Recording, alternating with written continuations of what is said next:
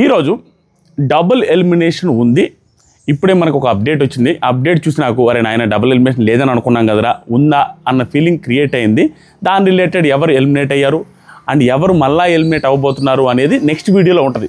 ప్రస్తుతానికి ఎవరు ఎలిమినేట్ అయ్యారు అండ్ ఆ ఎలిమినేషన్ కారణాలు ఏంటి, ఆ ట్విస్ట్లు ఏంటి అనేది చెప్పుకుంటూ దాంతోపాటుగా దానికంటే ముందు చెప్పాల్సింది ఏంది స్వామి ఆ నాగార్జున సారో 67-68 ఏళ్ళ 27-28 ఏళ్ళు ఉన్నాడు, నాకంటే కుర్రోడ్లాగా ఉన్నాడు.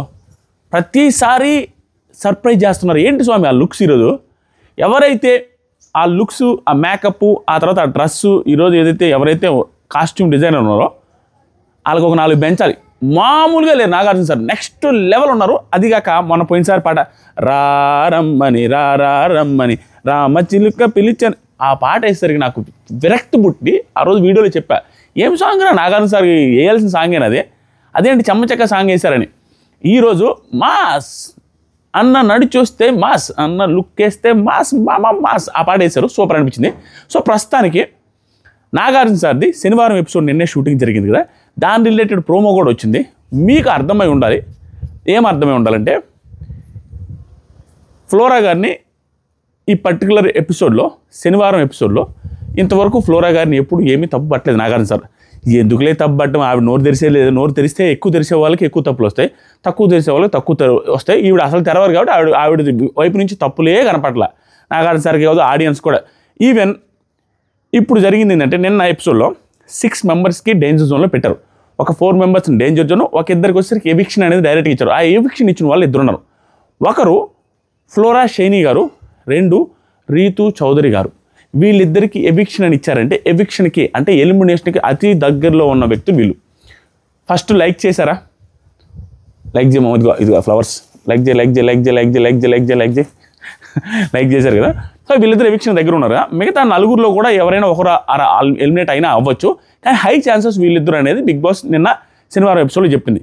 ఇప్పుడు ఏం జరిగిందంటే ఆదివారం డబుల్ ఎలిమినేషన్ ఉంటే ఎలా జరుగుతుంది, ఎప్పుడైనా వైల్డ్ కార్డ్స్ కూడా వస్తున్నారు కాబట్టి డబుల్ ఎలిమినేషన్ లాస్ట్ దాకా తీసుకెళ్ళరు. ఒకేసారి ఇద్దరిని ఎప్పుడు ఎలిమినేట్ చేసిన చరిత్రలు స్టార్టింగ్ ఆఫ్ ద ఎపిసోడ్లో, మోస్ట్లీ స్టార్టింగ్ ఆఫ్ ద ఎపిసోడ్లో ఒకరిని ఎలిమినేట్ చేస్తారు. ఆ స్టార్టింగ్ ఆఫ్ ద ఎపిసోడ్లో ఎలిమినేట్ అయ్యేది ఎవరు అనేది ఇప్పుడు మాట్లాడుకుందాం. ఫస్ట్ వచ్చేసరికి ప్రోమోలో ఉన్న అప్డేట్స్ కొంచెం మాట్లాడదాం. ఒక 2-3 మినిట్స్ మాట్లాడి ఎవరు ఎలిమినేట్ అయ్యారు ఆ ఎలిమినేషన్ రిలేటెడ్గా ఒక 1 మినిట్ మాట్లాడి ఎండ్ చేద్దాం. ఫస్ట్ నాగార్జున సారు, మనం ఆల్రెడీ చెప్పుకున్నాం, తనూజ గారు చీర నలగకుండా, చీర అందంగా కుందనం బొమ్మలాగా రెడీ అయ్యి వచ్చి అలా నిలబడిపోయి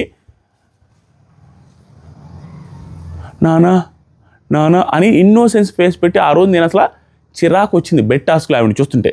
ఎంత చిరాకు అంటే అంత ఇన్నోసెన్స్ బిహేవ్ చేశారు. ఆవిడ ఒక్కసారి కూడా ఫిజికల్ అవ్వాలి కానీ ఎవరినైనా పుష్ చేద్దామని కానీ పుష్ చేసి దాంట్లో ఇన్వాల్వ్మెంట్ కానీ ఎక్కడా లేకుండా అలాగే బొమ్మలాగా నిలబడిపోయారనేసి మనం చెప్పాం. యాజ్ ఇట్ ఈస్గా నాగార్జున సార్ కూడా ఈరోజు ప్రోమోలు అదే అంటున్నారు. ఏంటమ్మా నువ్వు అసలు ఏమీ చేయలేదు, ఎందుకు అలా నిలబడ్డావు, ఏంటి ఉన్నారులే కళ్యాణ్ ఉన్నాడులే భరణి ఉన్నాడులే అని చూసుకుంటారులే అని వదిలేసావా, ఆట ఆడవా? దాంతోపాటుగా సంజన గారిని ఆ రోజు అప్రిషియేట్ చేసాం.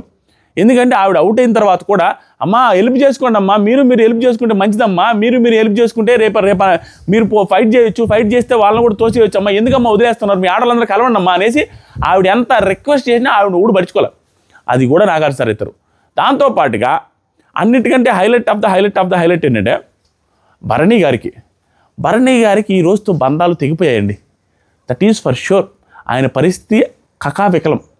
ఎందుకంటే నువ్వు ఒక బంధం పెట్టుకుంటేనే బిగ్ బాస్ హౌస్లో సర్వైవ్ అవ్వడం కష్టం. అలాంటిది ఆయన మల్టిపుల్ బంధాలు.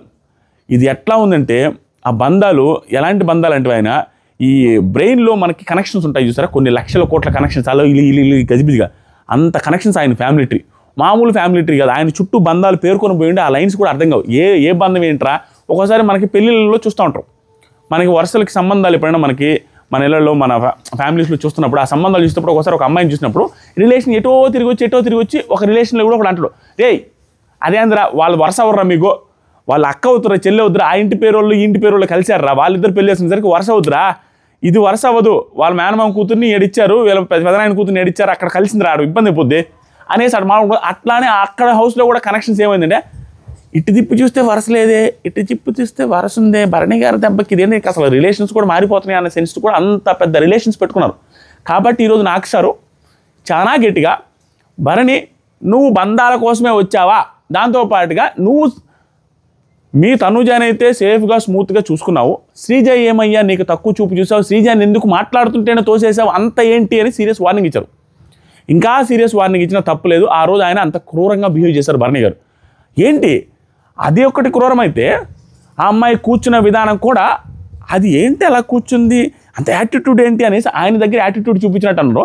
మీకు నచ్చిన వ్యక్తి నీ దగ్గర ఎలా కూర్చున్నా తప్పులేదు, కానీ మీకు నచ్చిన వ్యక్తి శ్రీజ గారు ఎలా కూర్చున్నా మీకు తప్పు అంటే ఎట్లా? అదే దివ్య నిఖిత గారు ఒక ఫుటేజ్ ఉంది, నిన్న చాలామంది నాకు పంపించారు. డైరెక్ట్గా ఆయనకి కాలు ఫేస్ చేస్తూ కూర్చున్న ఫుటేజ్ ఉంటుంది. డైరెక్ట్గా ఆయన కాలు ఫేస్ చేస్తూ కాలు పైన టేబుల్ మీద పెడితే ఆ కాలు ఆయన చుట్టూ ఉంటుంది, ఆయన దగ్గరలో కూర్చోంటాడు. మీరు చూసారు. అంటే మీకు నచ్చిన వ్యక్తి, మీకు ఇష్టమైన వ్యక్తి, అది మీకంటే చిన్న వయసు అయినా దివ్య నిఖిత గారికి 22, 23, శ్రీజ గారికి 26, 27, 28. ఆవిడ ఏజ్ పెద్దది, మీకంటే చిన్న వ్యక్తులు ఇద్దరు.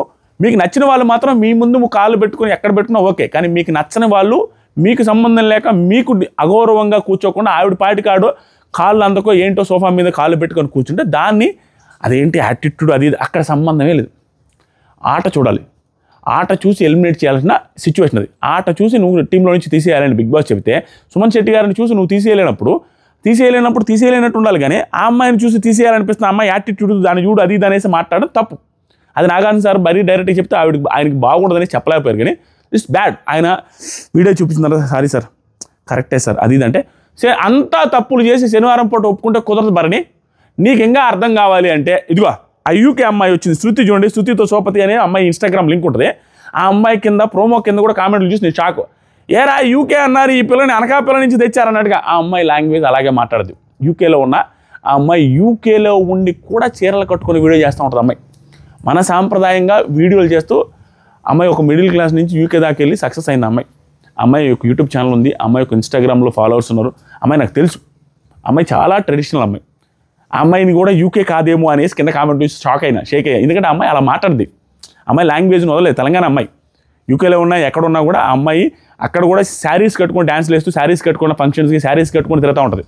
సో ఆ అమ్మాయి నిజంగా యూకే అమ్మాయి పేరు శృతి. ఆ అమ్మాయి అనేది డైరెక్ట్గా సార్ ఏంటి సార్ మీరు గేమ్ ఆడట్లేదు సార్, బంధాల కోసం వచ్చినట్టున్నారు సార్, బంధాలే ఉన్నాయి సార్, గేమ్ కనపట్లే, అసలు మిమ్మల్ని హౌస్లో ఉంచాలనే లేదు సార్ మాకు అన్నది. అంతకు మించిన స్ట్రాంగ్ వార్నింగ్ ఆడియన్స్ నుంచి నాగార్జున సార్ నుంచి అవసరం లేదు. Bharani garu is very intelligent person. ఆయన అర్థం చేసుకుంటారు సిచ్యువేషన్ ఎలా ఉంది, దీని తర్వాత గేమ్ ఎలా మారబోతుంది అనేది ఒక చిన్న హింట్ ఇస్తాను. బంధాలు తెగిపోతాయి. ఎందుకంటే ఈయన తెంచుకోవాలి అనుకోకపోయినా అవతల వాళ్ళు తెంచుకుంటారు. బిగ్ బాస్ అనే గేమ్ ఎలా ఉంటుందంటే అవసరానికి మాత్రం ఆడుకుంటారు, అవసరం లేని చోట తెంచి అవతలేస్తారు. వారని ఆయన మనకెందుకు ఉత్తరవని. ఎందుకంటే ఓయమ్మ ఈయనకు నెగిటివ్ అవుతుంది, బంధాలే నెగిటివ్ అవుతున్నాయినప్పుడు మనమే కదా బంధాలు పెట్టుకున్నాయి. నాన్న అనేది సాయంత్రం, ఉదయం, మధ్యాహ్నం, ఎర్లీ మార్నింగ్, బాత్రూమ్ ముందు, బాత్రూమ్ తర్వాత, స్నానానికి ముందు, స్నానం తర్వాత నాన్న అని పిలిచేవాళ్ళు కొంచెం తగ్గించి రోజు సాయంత్రం పూట ఒకసారి నాన్న, తర్వాత వారం తర్వాత ఒక నాన్న, అలా నాన్న తగ్గిపోయి నాన్న అనేది పిలిచేది తగ్గిపోద్ది. రిలేషన్స్ కూడా కొంత తగ్గిపోతాయి. కొంచెం నాన్నని హెల్ప్ అడగడం, అంకుల్ని బ్రదర్ని హెల్ప్ అడగడం, దివ్య గారు ఇవన్నీ తగ్గిపోతాయి. ఆయనకి దూరం అవుతారు, ఎందుకంటే ఆయన నెగిటివ్ అవుతున్నాడు కాబట్టి బంధాలకి మనం విముక్తి కలిగే chances are very high. Next వచ్చేసరికి ఫ్లోరా షైనీ ఈవిడి సంచాలకంగా చేస్తే చాలు అక్కడ ఎత్తిపోతల పథకం. నిన్న కూడా సుమన్ శెట్టి గారిని ఎత్తేసింది. ఆయన ఫుల్ సీరియస్ అయ్యేలాగా, ఆయన మనిషి మెత్తక మనిషి, ఆయన్ని కోపదారి మనిషి చేసేసారంటే చూడండి ఆయనకి ఎంత అన్యాయం జరిగిందో. ఎంత మాట 4 అడుగులు ఉంటానమ్మా, నా మీద కూడా ఏంటమ్మా అనే రాగా ఎలిమినేట్ చేసేసింది, మాట్లాడేది కూడా వినకుండా. ఇప్పుడు ఆవిడికి వేశారు వీడియో వేసి, ఏంటమ్మా నువ్వు మన రీతు చౌదరి మీద కోపంతో రీతు చౌదరికి హెల్ప్ చేస్తాడని, డెమాన్ పవన్ హెల్ప్ చేస్తాడేమో అని డెమాన్ పవన్ నోట్ చేసి భరణి గారిని సేవ్ చేస్తావా అనేసి సీరియస్గా అడిగితే ఆవిడేం చెప్పారంట తెలుసా ఆన్సరు? సార్ మీరే చెప్పారు కదా సార్, ఏమని చెప్పారు, స్ట్రాటజికల్గా కూడా తీసుకోవచ్చు సంచాలక్ అని చెప్పారు కదా, అందుకని స్ట్రాటజీ వేశాను సార్ నేను, దట్స్ మై స్ట్రాటజీ అన్నదంట. సంచాలక్గా స్ట్రాటజీ ఏందమ్మా తల్లే, నువ్వు బలిదానివి, ఇంకా అది కరెక్ట్ కాదమ్మా. సంచాలక్గా స్ట్రాటజీ చేయకూడదమ్మా, జస్ట్ చెప్పినంత మాత్రం నువ్వు ఫెయిర్గా తీసుకోమని అర్థం, నువ్వు చూసినావు కదా తీసుకోమని అర్థం. అంటే సార్ నేను స్ట్రాటజికల్గా ఆ టర్న్ తీసుకున్నాను సార్ అనేసి అన్నమాట. అయిపోయింది. తర్వాత వచ్చేసరికి ఆవిడ ఇంకొక ప్రాబ్లం ఉంది ఆవిడతో. ఏం ప్రాబ్లం అంటే ఆవిడ ఎలిమినేట్ అయిపోయారు. ఎందుకు ఎలిమినేట్ అయిపోయారు చెప్తా ఇప్పుడు. అది అసలు విషయం. యాక్చువల్గా ఏంటంటే ప్రోమోది ఇంకొక పాయింట్ ఉంది, అది మర్చిపోయినా. ఆవిడ ఎలిమినేషన్ గురించి చెప్తా. ఫ్లోరా గారు is eliminated from Bigg Boss season 8 house. ఆవిడ ఏంటంటే సంచాలకుగా రాంగ్ చేశారు కదా, అక్కడ వరకు అయిపోయింది. ఇప్పుడు ఫ్లోరా గారు ఏంటంటే ఫ్లోరా అండ్ రీతు చౌదరి గారు ఎవిక్షన్ బోర్డు వచ్చింది కదా, ఎవిక్షన్ బోర్డు వచ్చిన తర్వాత వీళ్ళిద్దరిలో ఎవరైతే లిస్ట్ ఉంటారో వాళ్ళని ఎపిసోడ్ స్టార్టింగ్లో ఎలిమినేట్ చేస్తారు. వీళ్ళిద్దరిలో లీస్ట్ ఓటింగ్ ఉంది ఫ్లోరా షైనీ గారికి, బికాజ్ ఆవిడ 2 వారాలు నామినేట్ చేశారంటే బిగ్ బాస్ టీం పంపించడానికి ఫిక్స్ అయ్యారు. దాంతోపాటుగా అసలు ఎక్కడ ట్విస్ట్ పెట్టారు చూడండి, భయంకరమైన ట్విస్ట్ ఏంటంటే ఆవిడ్ని ఫ్లోరా గారికి నిన్న నైట్ టాస్క్ ఏదవుతుందో వాటర్ బోర్డ్ టాస్క్ ఆవిడ ఆడాలి, న్యాయంగా అయితే ఆడాలి. మీకు కూడా అనిపించుంటుంది ఎందుకు ఆడలేదురా అనేదానికి లాజిక్కే లేదు నాకు.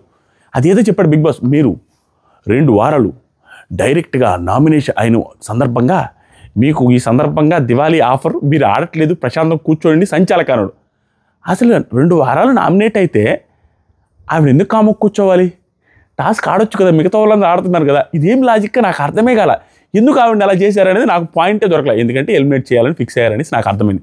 2 వీక్స్ నామినేట్ అయితే ఎందుకు ఆవిడ గేమ్ ఆడకూడదు, ఆవిడ ఆడొచ్చు, వీళ్ళు ఏంటంటే ఫుటేజ్ రాకూడదు అన్నట్టు ఫిక్స్ అయినట్టున్నారు. అలా ఫుటేజ్ రాకుండా చేసినప్పుడు ఆటోమేటిక్గా ఓట్లు రావు. దాంతోపాటుగా గేమ్ ఇంటెన్సిఫై అవుతున్నప్పుడు ఇలా ఫిజికల్లీ ఫిట్ కాని వాళ్ళు, కొంచెం ఏజ్ ఉన్న వాళ్ళు కొంచెం కష్టం, అండ్ తెలుగు రాని వాళ్ళు కష్టం.